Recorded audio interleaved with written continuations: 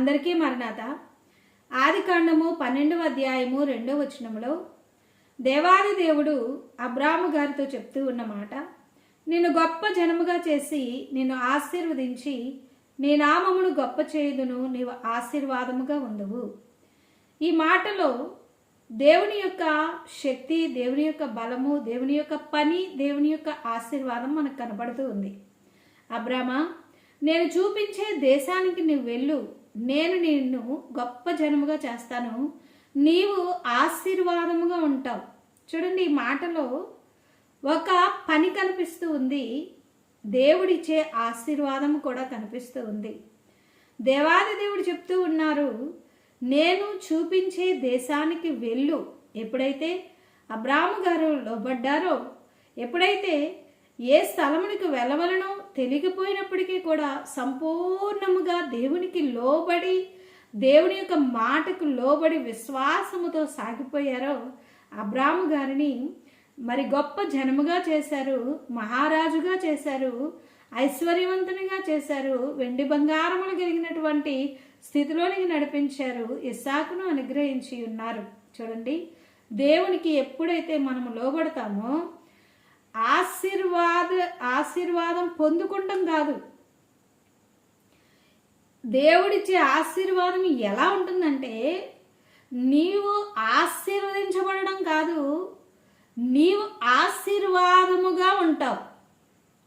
చూడండి, నీవే ఆశీర్వాదం, నీవే దీవెన, నీవే ఆశీర్వాదములో ఒక భాగముగా అనేక ప్రజలకు ఆశీర్వాదకరంగా ఉంటావు.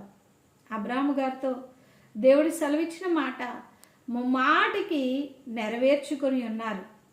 మాట ఇచ్చిన దేవుడు నమ్మదగిన దేవుడు, వాగ్దానం ఇచ్చినటువంటి దేవుడు నమ్మదగినటువంటి దేవుడు కనుక అబ్రాము గారికి దేవుడు ఇచ్చినటువంటి వాగ్దానమును నెరవేర్చారు.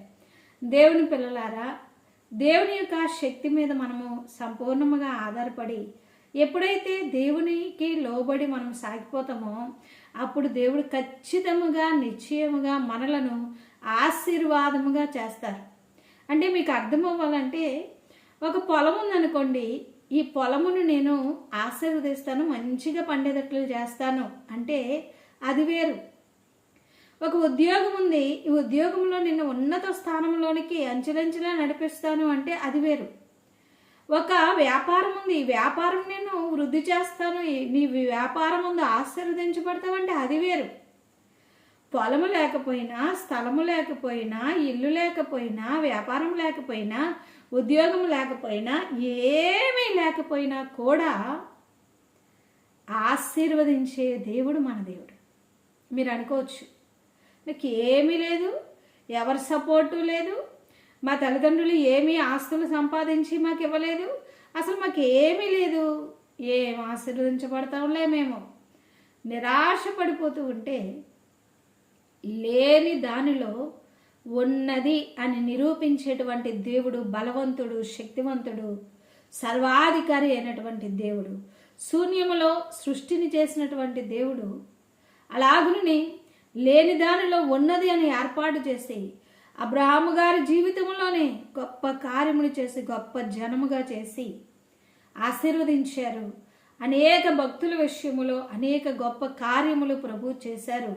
అటు విధముగా సిలువలో మన కొరకు ప్రాణం పెట్టి, నా ప్రాణమునే మీకు ఇచ్చాను, మీరు ఏమి అడిగినా ఇయ్యను అని ఆయన సెలవిస్తూ ఉన్నారు. కాబట్టి నాకు అసాధ్యమైనది ఏదైనా కలదా అని ప్రభు చెప్తూ ఉన్నారు. కనుక దేవుని పిల్లలమైనటువంటి మనము ఎల్లప్పుడూ కూడా దేవుని వైపు చూస్తూ సంపూర్ణంగా మనం నేర్చుకోవాల్సింది, మనము కలిగి ఉండవలసింది ఏంటంటే, దేవునికి సంపూర్ణముగా లోబడి, కొంచెం లోబడడం కాదు, సంపూర్ణముగా లోబడి ఆయన ఏది చెబితే అది చేస్తే దేవుడు సంపూర్ణమైనటువంటి దీవెనలు, ఆశీర్వాదములు మెండుగా మనకు అనుగ్రహిస్తారు.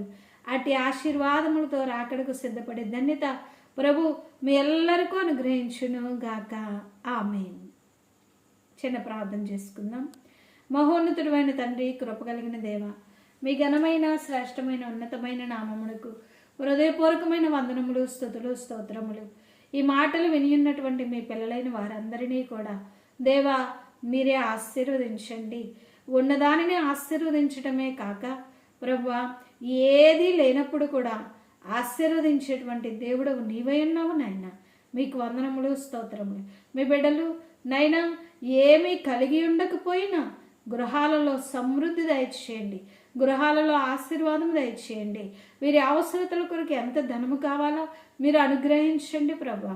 వ్యాపారములకు, వ్యవసాయములకు, చేతి పనులకు, ఉద్యోగములకు మీ దీవెనలు కుమ్మరించండి నాయన. మీకు స్తోత్రములు. ఆత్మీయ స్థితిలో వృద్ధి దయచేయండి తండ్రి.